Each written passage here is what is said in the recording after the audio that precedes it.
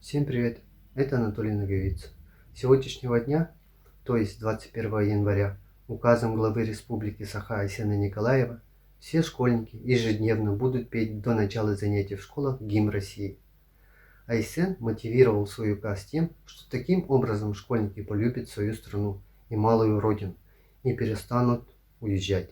Айсен Сергеевич, люди уезжают не потому, что они мало пели гимн, а потому что у нас такие люди, как супруги Левадные, муж полицейский, жена убийца. После захвата людей в рабство могут получить максимум условный срок. И то только благодаря общественному резонансу.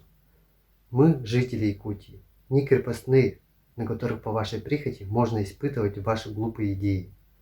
Я считаю, что такой глава должен уйти в отставку. Отдельно обращаюсь к жителям Якутии. Подписывайтесь в группу ВКонтакте, ссылка будет в описании, чтобы мы все вместе решили, как бороться с этим унизительным и глупым указом.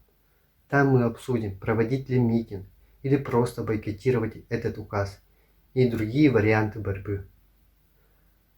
Ставьте лайки и поделитесь этим роликом.